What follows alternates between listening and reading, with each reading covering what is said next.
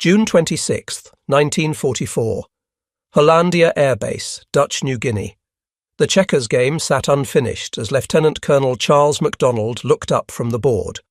The man standing at his screen door had just introduced himself, but the name hadn't fully registered. MacDonald was focused on his game with Lieutenant Colonel Merrill Smith, Satan's Angels operations officer. The civilian repeated his introduction with a quiet confidence that made MacDonald pause. Charles Lindbergh. The Charles Lindbergh. America's most famous aviator was standing in a makeshift recreation hall thousands of miles from home, asking permission to discuss P-38 combat operations. What neither man knew in that moment was that this interruption would revolutionize long-range fighter operations in the Pacific Theater.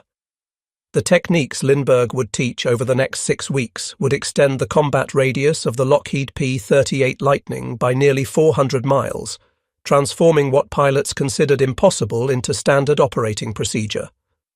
The story of how a civilian consultant doubled America's premier twin-engine fighter range is not merely a technical tale. It is a narrative of institutional resistance overcome by irrefutable evidence, of pilots learning to trust mathematics over instinct, and of one man's specialized mastery of fuel efficiency changing the course of aerial warfare in the Pacific. The mathematics of extended range were being written not in engineering manuals, but in the daily experience of pilots who would learn that everything they had been taught about engine management was incomplete. The impossible was about to become routine, and the teacher was a 42-year-old civilian who hadn't flown a P-38 until 3 days earlier. The path to that screen door in Hollandia began 17 years earlier over the Atlantic Ocean. On May 20th through 21st, 1927, Charles Augustus Lindbergh had transformed aviation forever by flying 3,600 miles from New York to Paris alone in 33.5 hours. The Ryan NYP monoplane he flew, Spirit of St. Louis, carried 450 gallons of fuel in tanks so large they blocked forward vision. Lindbergh had navigated by periscope and dead reckoning, managing fuel consumption with a precision that would have seemed paranoid to other pilots of that era. He landed at Le Bourget Field with 85 gallons remaining, having achieved fuel economy that experts had considered impossible for a Wright Whirlwind radial engine. That meticulous attention to fuel management became Lindbergh's defining technical expertise. Throughout the 1930s, as he conducted survey flights for Pan American Airways across the Pacific and Atlantic, Lindbergh refined techniques that extended range far beyond manufacturer specifications. He understood that published range figures represented averages, not limits. Every engine had an optimal operating envelope where power output, fuel consumption, and mechanical stress reached perfect balance. Finding that envelope required understanding the relationship between manifold pressure, propeller RPM, mixture settings, and indicated airspeed in ways that went far beyond standard training. By 1944, Lindbergh had become one of the world's foremost experts on long-range flight, but his relationship with the United States military was complicated by his pre-war isolationism. He had argued passionately against American involvement in European conflicts, leading the America First Committee and earning him the enmity of President Franklin Roosevelt. On April 29, 1941, after Roosevelt publicly compared him to Civil War Confederate sympathizer Clement Vallandigham, Lindbergh resigned his Air Corps Reserve Colonel's commission. When Pearl Harbor forced America into war, Lindbergh attempted to rejoin the Army Air Corps. Roosevelt personally ensured Lindbergh would not wear an American military uniform again during the war, but expertise finds a way. Unable to serve as a military officer, Lindbergh became a civilian technical consultant for aircraft manufacturers. He joined United Aircraft Corporation in 1943, working extensively with their Chance Vought division, producers of the F-4U Corsair. He spent time at Ford's Willow Run plant troubleshooting B-24 Liberator production problems. He flew dangerous high-altitude test flights in P-47 Thunderbolts for engine performance analysis. He helped develop dive-bombing techniques for the Corsair. His technical contributions were enormous, but Lindbergh hungered for combat. By early 1944, he saw an opportunity. United Aircraft wanted to study the feasibility of a new twin-engine fighter. The only American representative of that category was the Lockheed P-38 Lightning. Lindbergh convinced United Aircraft to send him to the Pacific Theater as a technical representative to observe P-38 operations under combat conditions. On April 3, 1944, Lindbergh prepared for deployment to the South Pacific. He visited Brooks Brothers in New York to purchase a naval officer's uniform without insignia. At Brentano's bookstore, he bought a small New Testament, writing in his journal that day, "Since I can only carry one book, and a very small one, that is my choice. It would not have been a decade ago, but the more I learn and the more I read, the less competition it has." He left San Diego on April 24th, officially bound for Marine Corps aviation bases in the South Pacific area around Guadalcanal. The trip was authorized by the Navy Department but kept secret from the White House. Neither President Roosevelt nor even Secretary of the Navy Frank Knox knew Lindbergh was headed to the war zone. What began as an observation assignment became something more when Marine Corps aviation officers invited Lindbergh to fly as an observer on combat missions.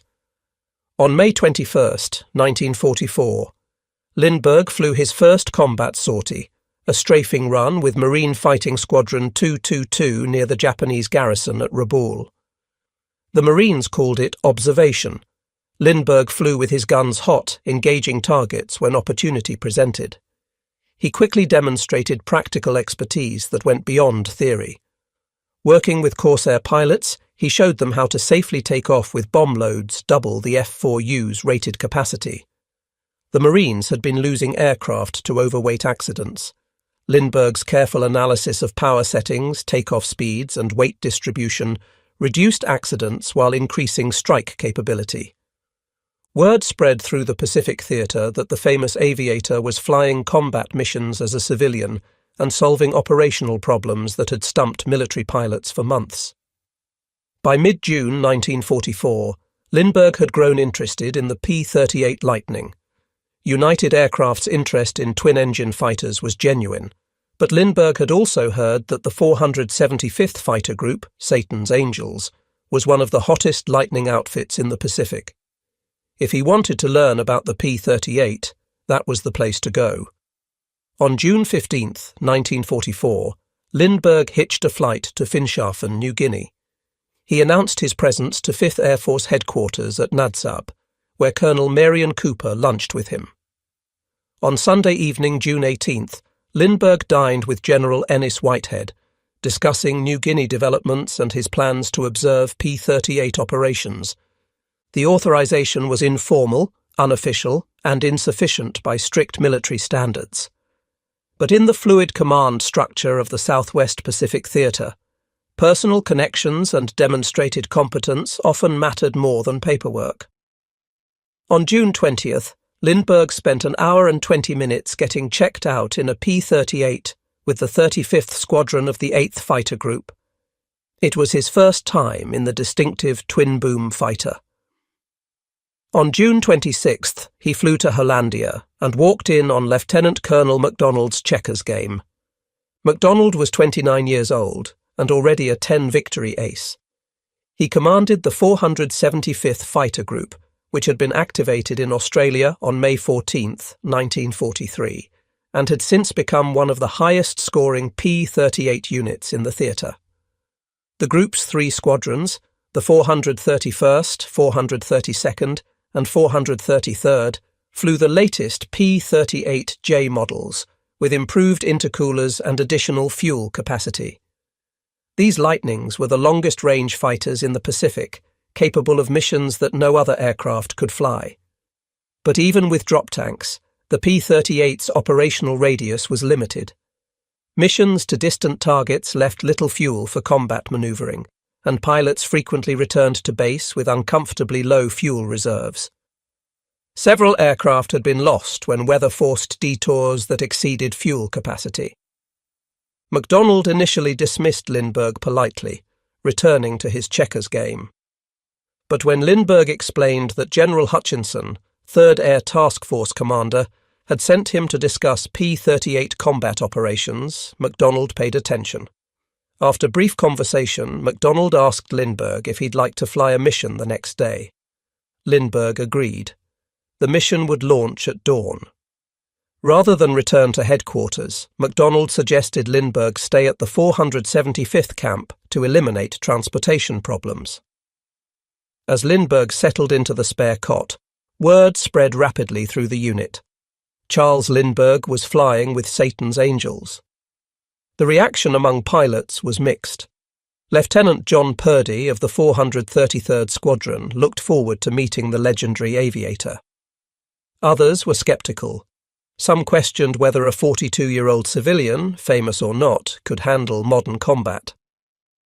Major Thomas Maguire, already a 15-victory ace who would finish the war as America's second highest-scoring fighter pilot with 38 confirmed kills, wanted to see what the old guy could do. On the morning of June 27, 1944, Lindbergh prepared for his first P-38 combat mission. The weather was poor, rain falling steadily at 05:30 hours. By 10:30, when the flight finally took off, conditions had improved. MacDonald led 4 aircraft toward Jeffman Island and Samat Airfield, regular targets for the 475th. Lindbergh flew as Blue 3 on Maguire's wing. The other aircraft was piloted by Merrill Smith, already an 8-victory ace. MacDonald watched Lindbergh slip into perfect formation on Maguire's wing. For someone who had checked out in the P-38 only days earlier, his formation flying was flawless. The mission involved strafing an enemy barge in Caibos Bay. Lindbergh weaved through anti-aircraft fire, his cannon and machine guns raking the target. The mission was successful, and all 4 aircraft returned safely. But what the crew chiefs noticed after landing would prove more significant than any combat action. When the ground crew checked Lindbergh's P-38 after several missions, they discovered a pattern. His aircraft consistently returned with substantially more fuel remaining than other pilots flying identical missions. After a 6.5-hour armed reconnaissance mission on July 1st to enemy airstrips along Geelvink Bay's western shore, Lindbergh landed with 210 gallons of fuel remaining. Other pilots from the same mission returned with fuel gauges showing near-empty tanks. On July 3rd, the group escorted 16 B-25 bombers on a strike against Jeffman Island. After the attack, the Lightnings went barge hunting. Within an hour, 2 pilots reported dwindling fuel and broke off for home. Lindbergh continued the mission, his fuel gauges showing comfortable reserves. MacDonald noticed the discrepancy and called a meeting. 2 days after Lindbergh's arrival, the colonel gathered the 475th's pilots in their recreation hall. The facility was crude, packed dirt floors beneath a palm-thatched roof, 1 ping-pong table and some decks of cards completing the furnishings. Under glaring unshaded light bulbs, MacDonald got to business. He introduced Lindbergh formally and asked him to explain how he consistently returned with more fuel than any other pilot in the group. What happened next would change P-38 operations throughout the Pacific Theatre. Lindbergh stood before the assembled pilots and explained cruise control techniques he had worked out for the Lightning.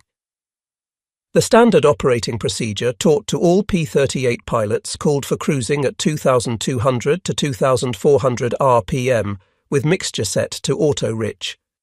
This setting provided good power and was considered safe for the engines, but it was also wasteful. Lindbergh explained that by reducing engine speed from the standard 2,200 RPM down to 1,600 RPM, setting the fuel mixture to auto-lean rather than auto-rich, and slightly increasing manifold pressure to compensate for the lower RPM, pilots could dramatically reduce fuel consumption without losing effective cruise speed. The specific settings he recommended were 1,600 RPM at 30 inches of mercury manifold pressure, with mixture set to auto-lean and indicated airspeed of 185 miles per hour. These settings reduced fuel consumption to approximately 70 gallons per hour, achieving about 2.6 miles per gallon. Compared to standard cruise settings consuming significantly more fuel, the savings were enormous. Lindbergh predicted these techniques would stretch the Lightning's radius by 400 miles, enabling 9-hour missions. When he concluded his presentation half an hour later, the room fell silent. The pilots mulled over several uncomfortable thoughts. The notion of a 9-hour flight did not sit well with men who already found 7-hour missions punishing. The P-38 cockpit was cramped. Pilots sat on their parachutes, with an emergency raft and oar beneath that. Their survival suits were uncomfortable. 7 hours in that cockpit was already pushing human endurance limits. 9 hours seemed inconceivable. More troubling was Lindbergh's recommendation to run engines at settings they had been specifically taught to avoid. The combination of low RPM and high manifold pressure was called running oversquare. Military flight training emphasized that oversquare operation would damage engines. The resulting detonation would cause cylinder heads to overheat, leading to catastrophic engine failure. Pilots were taught that if manifold pressure exceeded RPM by more than a few inches, they risked blowing up their engines. Now, this civilian was suggesting they should routinely operate their engines in a condition they had been warned was dangerous. The skepticism in the room was palpable. Several pilots exchanged glances. Some shook their heads. One pilot openly called Lindbergh's technique dangerous. But MacDonald understood something important. Lindbergh was not speaking from theory. He had flown combat missions using these settings. His P-38 had not suffered engine problems. His aircraft had returned repeatedly with fuel reserves that gave operational flexibility other pilots lacked. The colonel decided to put the technique to a practical test. If it worked, the 475th would have a decisive operational advantage. If it failed, they would know quickly enough. Over the next week, pilots began cautiously experimenting with Lindbergh's cruise settings. The initial flights were short, allowing pilots to return to base quickly if engines showed signs of distress. The first pilots to try the technique reported nervously that their engines sounded different at the lower RPM. The deep rumble of the Allison V1710 engines changed character. But temperature gauges remained normal. Oil pressure stayed within acceptable ranges. Cylinder head temperatures, the critical indicator of detonation, actually ran cooler than at higher RPM settings. As confidence grew, pilots began using Lindbergh's techniques on longer missions. The fuel savings were undeniable. Missions that had required immediate return after target strikes could now include extended combat air patrol. Flights that had forced pilots to carefully monitor fuel consumption now ended with comfortable reserves. The P-38's effective combat radius, previously about 570 miles, extended to 700 miles, then 750 miles. Pilots discovered they could reach targets that had been considered beyond the Lightning's capability, fight for 15 minutes over the target area, and still return with a 1-hour fuel reserve. The transformation was revolutionary. The skepticism evaporated as mission after mission proved the technique's effectiveness. Lindbergh flew regularly with the 475th, accumulating combat hours and teaching by example. He led flights, demonstrating that the civilian observer could handle combat as well as any military pilot. On missions he led, his call sign was simple: Mr. Lindbergh. Lindbergh explained the physics behind the technique in ways that helped pilots understand why it worked. Aircraft engines produce power by burning fuel to create pressure that drives pistons. The amount of fuel burned per unit time determines fuel consumption. The goal is to maximize efficiency, producing the most power for the least fuel. Traditional high RPM cruise settings produced plenty of power, but wasted fuel because the engine cycled rapidly, burning fuel unnecessarily. By reducing RPM and increasing manifold pressure, the same power could be produced with fewer combustion cycles, each using fuel more efficiently. The lean mixture setting further improved efficiency by providing just enough fuel for complete combustion, eliminating the excess used in auto-rich mode for engine cooling at high power settings. The engines did not detonate because the power setting, though oversquare by ratio, was not actually high-power operation. Manifold pressure of 30 inches was moderate, well below the 60-inch war emergency power settings used for takeoff and combat. The lower RPM actually reduced mechanical stress on engine components. The technique was not dangerous. It was simply different from what pilots had been taught. Lindbergh's expertise came from years of experience with long-range flight. His 1927 Atlantic crossing had taught him that published specifications were starting points, not limits. His work with Pan American Airways in the 1930s, surveying trans-Pacific and transatlantic routes, had given him thousands of hours to experiment with fuel management. The P-38 had an advantage that made experimentation less risky than it seemed: twin engines. If one engine suffered damage from the experimental cruise technique, the other engine could bring the pilot home. Over the vast Pacific, where mechanical failure meant death by drowning or capture by the Japanese, most pilots in single-engine fighters flew conservatively. But the P-38's redundancy created a margin for safely exploring the envelope, and Lindbergh knew from the supply situation that the risk was acceptable. Allison was shipping spare V-1710 engines and parts to the Pacific in generous quantities. If an engine needed replacement after experimental operation, ground crews could install a fresh power plant quickly. The operational advantage of extended range justified accepting a small risk of increased engine wear. The calculation proved correct. No P-38 engines failed due to Lindbergh's cruise techniques. By late July 1944, Lindbergh's cruise control techniques were spreading throughout 5th Air Force P-38 units. The 475th Fighter Group's success was impossible to ignore. Word spread to other squadrons. Pilots talked.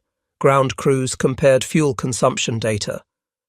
Other commanders wanted the same operational advantage Satan's Angels now enjoyed. Lindbergh gave additional presentations to pilots from other units. He explained the technique patiently, answering technical questions, addressing concerns about engine safety. The adoption was not immediate or universal, but it was steady. July 28, 1944, brought Lindbergh's most dramatic moment with the 475th. The mission was a bomber escort to the Seram area, flying with the 433rd Squadron. Lindbergh flew as Blue 3 in a 4-ship flight. Over El Paputi Bay, Blue Flight encountered enemy aircraft. 2 Mitsubishi Ki-51 Sonyas, Japanese light bombers used for reconnaissance and ground attack, were returning from searching for a missing comrade. The Sonyas belonged to the 73rd Independent Flying Chutai. One was piloted by the unit's commanding officer, Captain Saburo Shimada. The other by Sergeant Yokogi. The American fighters attacked. The Sonyas were outmatched. Slower, less maneuverable and lightly armed compared to the Lightnings, they should have been easy kills. But Shimada was an experienced pilot who had no intention of dying easily. The engagement turned into a running battle. P-38s from the 9th Fighter Squadron had found the Sonyas first and were already engaged when MacDonald's flight arrived.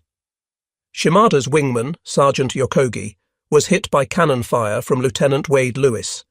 The Sonya's left wing caught fire. As the enemy aircraft straightened out to run, Lieutenant J.C. Haslip slipped behind and fired a long burst. The stricken Sonya trailed smoke and dove into the sea. Shimada's Sonya continued the fight. For 30 minutes, the Japanese captain outmaneuvered multiple attacking P-38s. He threw his aircraft into violent banks, wingtips streaming condensation as he racked the Sonya through maximum rate turns. P-38 pilots tried pulling lead on the target, but couldn't hold the aim point. The slower Japanese aircraft could turn inside the faster American fighters. Captain Danforth Miller, MacDonald's wingman, managed to briefly get the Sonya in his gun sight, but lost track as Shimada completed a hard left turn. Miller's tracers fell 80 feet behind. Then Shimada did something unexpected. Rather than continuing evasive maneuvers, he turned directly toward the approaching Lindbergh. The two aircraft flew at each other head-on at a closing speed of nearly 500 miles per hour. For Lindbergh, a man who had flown thousands of hours but never faced an enemy aircraft trying to kill him, the moment crystallized with terrible clarity. Shimada held his course. Whether attempting a ramming attack or simply hoping to exchange fire head-on, the Japanese captain committed to a collision course. Lindbergh instinctively sighted on the Sonya's radial engine and pressed his trigger. The P-38's armament, one 20mm cannon and four 50 caliber machine guns concentrated in the nose, erupted. For 6 seconds, Lindbergh held the trigger down. Bullets and shells slammed into the front of the Sonya. The Mitsubishi's propeller visibly slowed. Smoke poured from the engine. But Shimada held his course. At the last moment, Lindbergh pulled up violently, his P-38 passing over the damaged Sonya with feet to spare. Shimada's aircraft went into a steep dive. Other P-38s fired additional bursts. The Sonya continued diving, trailing smoke, until it hit the ocean at high speed. A fountain of white spray marked the impact. Foam spread in concentric circles on the water's surface. Then the waves merged back into the sea. The surface was as it had been before. Captain Saburo Shimada and his observer were dead. Back at base, the kill credit was discussed. Multiple pilots had hit the Sonya. MacDonald, Miller and Lindbergh had all scored hits, but it was Lindbergh's head-on burst that had mortally wounded the aircraft, slowing the propeller and starting the fatal dive. Unofficially, the pilots agreed. Lindbergh had scored his first and only kill. The victory was not entered in the 475th's official war record. Lindbergh was a civilian. His participation in combat was already irregular. Recording an official kill would raise questions that might end his time with the unit. 3 days later, on August 1st, Lindbergh nearly died. The mission was a fighter sweep to the Palau Islands. The flight encountered Japanese Zeros. In the ensuing dogfight, Lindbergh found himself in a turning fight with a Zero pilot who very nearly shot him down. Only MacDonald's intervention, calling, break right," and then engaging the Zero himself, saved Lindbergh's life. The close call convinced 5th Air Force Headquarters that enough was enough. Lindbergh had proven his techniques worked. He had flown approximately 50 combat missions across all his Pacific service, including about 25 P-38 missions with the 475. He had shot down an enemy aircraft. He had nearly been killed. It was time to return him to the United States before something went irreversibly wrong. On August 12, 1944, Lindbergh left Hollandia to return home. The pilots of the 475th Fighter Group gathered to see him off. Their respect for the civilian technical representative was genuine. He had not just taught them techniques that extended their combat radius. He had flown with them, fought with them, and proven himself in conditions where rank and fame meant nothing. The impact of Lindbergh's fuel efficiency techniques extended far beyond the 475th Fighter Group. By October 1944, P-38 units throughout the Pacific were using variations of his cruise control settings. The specific numbers varied slightly between units and conditions, but the principle was universal. Lower RPM, higher manifold pressure, leaner mixture, all combined to extend range dramatically. The operational implications were profound. Targets that had been unreachable became accessible. Japanese bases that had enjoyed immunity from fighter escorts now faced P-38s with enough fuel to fight over the target and return home safely. The extended range allowed fighters to escort bombers on missions that had previously been flown unescorted or not flown at all. Long-range fighter sweeps could penetrate deeper into Japanese-held territory. The P-38 groups in Dutch New Guinea were soon flying 950 miles to targets, fighting for 15 minutes and returning to base. Such missions had been impossible before Lindbergh's techniques became standard practice. The range extension was not trivial. In the second half of 1944, the increased combat radius enabled operations that directly supported MacArthur's advance toward the Philippines. Airfields that could not have been supported by existing fighter ranges became viable forward bases. Invasion plans that had required waiting for closer airfields could proceed more quickly. The strategic impact was measured not just in miles, but in time. Operations that would have taken months were completed in weeks because fighter cover could reach farther faster. The technique also saved lives. Pilots who previously returned to base with fuel gauges showing empty now had reserves for emergencies. Bad weather that forced detours no longer meant certain loss of aircraft. Pilots who sustained damage in combat had better chances of reaching home. The fuel reserves provided a safety margin that directly reduced combat losses from non-combat causes. The extended range proved especially valuable during the liberation of the Philippines. When MacArthur's forces invaded Leyte in October 1944, P-38s flying from bases in New Guinea and Morotai provided fighter cover over distances that had been impossible months earlier. The difference between reaching the target with no fuel reserves and reaching it with an hour of fuel meant the difference between providing effective cover and merely showing up. Yet the adoption of these techniques was not without controversy. Some commanders initially resisted, concerned about engine reliability. Some pilots remained skeptical, trusting their training more than a civilian's advice. Some maintenance officers worried about increased wear on engines, but the evidence was undeniable. Units using Lindbergh's techniques reported no increase in engine failures. Fuel consumption data showed dramatic improvements. Mission reports documented successful operations that had been impossible before. By late 1944, Lindbergh's cruise control technique was officially incorporated into P-38 operating procedures. What had begun as a civilian technical representative's observation had become standard doctrine. The U.S. Army Air Forces published updated cruise control charts for the P-38 that reflected Lindbergh's discoveries. Pilot training materials were revised to include proper lean-of-peak mixture operation. The broader story of Lindbergh's Pacific service reveals a man driven by complex motivations. His pre-war isolationism had made him a controversial figure. His comments about aviation technology in Nazi Germany had earned him accusations of Nazi sympathy. His public opposition to American entry into World War II had destroyed his relationship with President Roosevelt. When war came, Lindbergh found himself a pariah, despite being one of America's most accomplished aviators. But in the Pacific theater, far from Washington politics, Lindbergh found redemption through technical competence.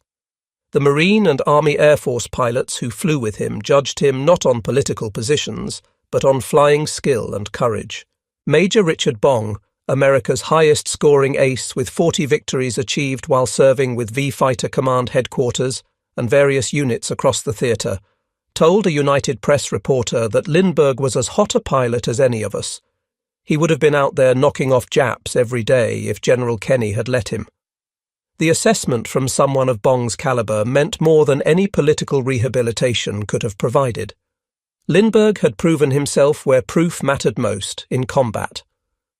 After returning to the United States in mid-August 1944, Lindbergh continued his technical contributions to the war effort. In October 1944, he participated in a joint Army-Navy conference on fighter aircraft performance at Naval Air Station Patuxent River, Maryland. He flew and evaluated captured Japanese aircraft, providing insights into enemy capabilities. He continued consulting for United Aircraft and other manufacturers, troubleshooting problems that arose in combat operations. The technical specifications of what Lindbergh accomplished reveal the magnitude of improvement. The P-38J Lightning had internal fuel capacity of 410 gallons in standard tanks, 2 90-gallon mains, 2 60-gallon reserves, and 2 55-gallon leading-edge tanks. With provisions for external drop tanks, total capacity could exceed 1,000 gallons. At standard cruise settings of 2,200 RPM and auto-rich mixture, fuel consumption varied by source, but was significantly higher than Lindbergh's method. Lindbergh's technique reduced consumption to approximately 70 gallons per hour total. Combat radius increased from approximately 570 miles to 750 miles with the same combat and reserve allowances, representing a 31% improvement. For missions requiring maximum range, additional drop tanks combined with cruise techniques achieved flights approaching 9 hours, covering over 1,000 miles. These capabilities transformed Pacific operations. The strategic island-hopping campaign that characterized MacArthur's advance through New Guinea and into the Philippines relied on air superiority at each stage. Fighter range determined which islands could be bypassed and which required direct assault to provide airfields. By extending fighter range, Lindbergh's techniques allowed bolder operational planning. Islands that would have required costly amphibious assaults could be bypassed because fighters could reach targets from more distant bases. Some historians have incorrectly attributed Lindbergh's range extension techniques to the April 1943 mission that intercepted and shot down Japanese Admiral Isoroku Yamamoto's transport aircraft. That mission, flown by P-38s from the 339th Fighter Squadron based at Guadalcanal, did push the Lightning's range limits. But Lindbergh had nothing to do with it. He did not arrive in the Pacific theatre until more than a year later. What Lindbergh contributed was making such extreme-range missions routine rather than exceptional. The human element of Lindbergh's achievement deserves emphasis. He was 42 years old when he deployed to the Pacific, flying combat missions against pilots 20 years younger. The physical demands of high-G maneuvering, the stress of combat, the discomfort of 7 to 9 hour flights in a cramped cockpit all took their toll. But Lindbergh never asked for special treatment. He flew the same missions, faced the same dangers, and followed the same procedures as the young lieutenants and captains who made up the bulk of the 475th. His willingness to prove his techniques through personal demonstration was crucial to their acceptance. If he had simply lectured about fuel management from the safety of headquarters, pilots would have dismissed him as another theorist who didn't understand combat realities. By flying missions and consistently proving his techniques worked, he earned credibility that no amount of rank or fame could have provided. The psychological impact of Lindbergh's success extended beyond fuel management. He demonstrated that civilian technical expertise had value in combat operations. Military organizations naturally privilege rank and combat experience. But complex modern warfare required technical sophistication that often resided outside the military chain of command. Lindbergh proved that civilians with specialized knowledge could contribute meaningfully to combat effectiveness if given the opportunity. His success encouraged military commanders to listen to civilian technical representatives from aircraft manufacturers, engine companies, and research organizations. The improved cooperation between military users and civilian developers accelerated the pace of technical innovation throughout the war. The P-38 Lightning itself deserves recognition as an aircraft that enabled Lindbergh's techniques. The twin-engine configuration provided the redundancy that made experimentation safer. The Allison V1710 engines, while often criticized for various problems, responded well to careful mixture management. The P-38's fuel system, with its multiple tanks and transfer pumps, allowed pilots to manage fuel carefully. The aircraft's stability made it suitable for long-duration cruise flight. By late 1944 and early 1945, the P-38 was being replaced in some theaters by the P-51 Mustang, which offered better performance at high altitude and longer range with the same fuel load. But in the Pacific, the P-38 remained valuable throughout the war. Its twin engines provided safety over water. Its heavy armament delivered devastating firepower. Its maneuverability at low to medium altitudes suited Pacific combat conditions, and its range, especially when flown using Lindbergh's techniques, remained exceptional. The final statistics tell the story. The 475th Fighter Group, flying P-38s exclusively, achieved 551 aerial victories, making it the top P-38 unit in the war. America's second highest scoring ace, Major Thomas Maguire, with 38 victories, flew P-38s with the 475. The aircraft's combination of range, firepower, and reliability made it the dominant fighter in the theatre, and the extended range Lindbergh's techniques provided enhanced every aspect of P-38 operations. Missions could reach farther, fight longer, and return safer. The cumulative impact over thousands of sorties and hundreds of thousands of flight hours was immeasurable but real. The story also highlights the sometimes uncomfortable relationship between expertise and institutions. Lindbergh's pre-war political positions had made him unwelcome in official military service. President Roosevelt's personal animosity prevented Lindbergh from serving in uniform. Yet the Army Air Force needed exactly the expertise Lindbergh possessed. The solution, unofficial civilian status with informal authorization to participate in combat, was irregular and would likely violate modern regulations. But it worked. Institutional rigidity gave way to operational pragmatism. The result benefited the war effort immeasurably. The men who flew with Lindbergh in 1944 never forgot what he taught them. In interviews conducted decades later, former 475th pilots spoke with respect about the civilian who had flown as their equal and taught them to fly farther than they thought possible. Colonel Warren Lewis, who commanded the 432nd Squadron, recalled Lindbergh's fuel-saving settings precisely decades later. The specifics varied slightly in different accounts, reflecting adaptation to different conditions and aircraft models, but the principle was universal and the results undeniable. Charles Augustus Lindbergh died on August 26, 1974, at age 72 from lymphoma at his home in Kipahulu, Maui. He had secretly left Columbia Presbyterian Medical Center in New York on August 17th, arriving in Maui just 1 week before his death. He was buried about 3 hours after death in a simple handmade coffin built by Hawaiian ranch cowboys, wearing work clothes, in a grave 30 feet deep, lined with lava rock and black beach pebbles at Palapala Ho'omau Church Cemetery. Only 15 people attended. The grave marker is a simple concrete slab with the epitaph from Psalm 139. "If I take the wings of the morning and dwell in the uttermost parts of the sea." His wartime journals, published in 1970, provided detailed accounts of his Pacific service, including his time with the 475th. The legacy of Lindbergh's Pacific service extends beyond the specific techniques he taught. He demonstrated principles that remain relevant.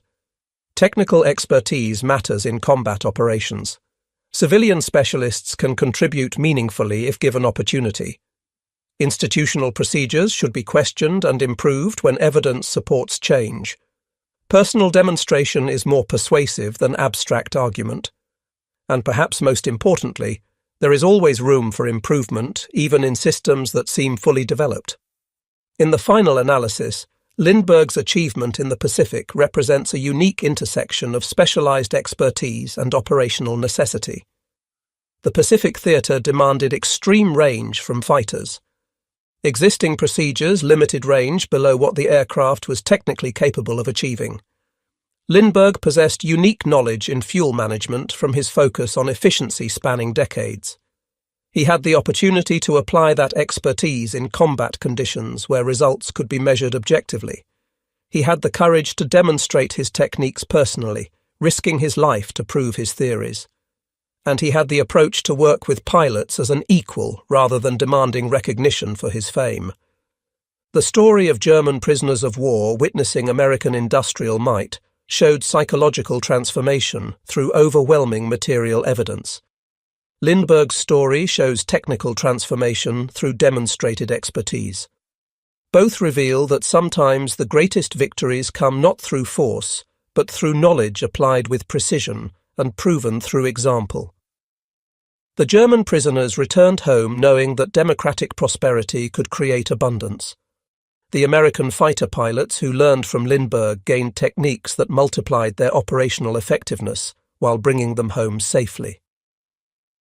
The P-38 Lightning flew on until war's end, its distinctive twin-boom silhouette a symbol of American air power in the Pacific. The pilots who flew it remember the aircraft with affection despite its quirks and challenges. And those who flew it in 1944 and after remember also the civilian who taught them that the impossible was merely difficult, that published limits were starting points, not boundaries, and that understanding could unlock capabilities hidden in plain sight. That is Lindbergh's Pacific legacy, not the combat victories or the missions flown, but the knowledge shared and the techniques taught. He came as an observer and left as a teacher. He arrived as a celebrity and departed as a comrade. And he transformed an aircraft's capabilities through nothing more than understanding how it truly worked, and having the courage to prove better methods existed. The pilots of Satan's Angels knew what Lindbergh had given them.